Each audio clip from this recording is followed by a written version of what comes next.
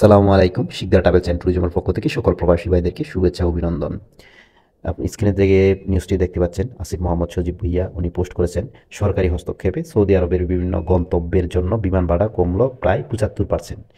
১,৯০,০০০ টাকার টিকিট এখন পাবেন মাত্র ৪৮,০০০ টাকায়। অর্থাৎ কিছুদিন আগে আমরা দেখেছি ১,০০,০০০ থেকে ১,৯০,০০০ টাকা পর্যন্ত ডিরেক্ট বিমানের ফেয়ার ছিল। সেই টিকেটের মূল্য এখন ৪৮,০০০ টাকায়।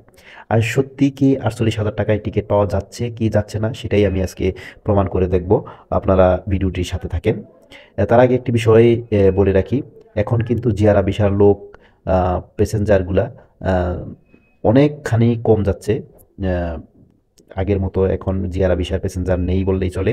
উমরার যাত্রীরাও এখন উমরা ভিসা ওইরকম দিচ্ছে না বিধায় উমরার যাত্রীরাও নেই। আ এখন শুধু আপনার প্রবাসী ভাইদের কিছু যাত্রী, প্রবাসী ভাইয়েরা যাত্রী আছে। উনারা অনেকাংশেই মানে কম। যাত্রীর চাহিদা, বিমান টিকেটের চাহিদা অনেক কম। আসলেই কি তাহলে সরকারি হস্তক্ষেপে বিমান টিকিটের দাম কমলো নাকি চাহিদা নেই বলেই বিমান টিকিটের দাম কম? সেটাই আমি আজকে দেখব। আর ৪৮,০০০ টাকায় টিকিট পাওয়া যায় কিনা সেটাও আগে আমরা দেখব। আমরা চলে যাব বিমান বাংলাদেশের পোর্টালে। আমরা চলে এসেছি বিমান বাংলাদেশের পোর্টালে। এখন দেখব ঢাকা টু জেদ্দা ২২শে মার্চ। আমরা দেখতে পাচ্ছি বিমান বাংলাদেশের পোর্টালে দেখাচ্ছে ২২শে মার্চ ৬৮,৭০১ টাকা। ২৩শে মার্চ দেখাচ্ছে ৬৮,৭০১ টাকা। ২৪শে মার্চ দেখাচ্ছে ৬৮,৭০১ টাকা।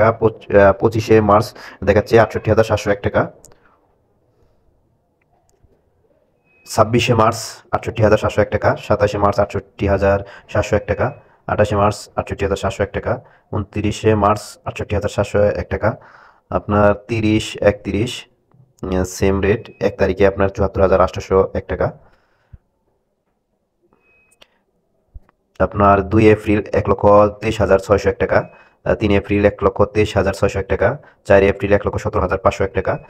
৫ এপ্রিল ১,২৩,৬০১ টাকা। ৬ এপ্রিল ১,২৩,৬০১ টাকা। ৭ এপ্রিল ১,১৭,৫০১ টাকা। ৮ এপ্রিল ৭৪,৮০১ টাকা। ১১ April, ১২ April, ১৩ April, ১৪ April, ১৫ April same ৭৪,৮০১ টাকা। আমরা দেখতে পাচ্ছি উপদেষ্টা মণ্ডলী যে কথাটা বলেছে ৪৮,০০০ টাকায় টিকিট, সেই টিকিটটা আমরা বিমান বাংলাদেশের পোর্টালে কোথাও খুঁজে পাচ্ছি না। মার্চ মাসেও নেই, এপ্রিলের ১৫ তারিখ পর্যন্ত দেখলাম। এখানেও আপনার সর্বনিম্ন ৬৮,০০০ টাকা। তাহলে উনি ৪৮,০০০ টাকার টিকিটটা কোথায়, সৌদি আরবের কোন জায়গায় দিচ্ছে সেটা আমরা খুঁজে পাচ্ছি না।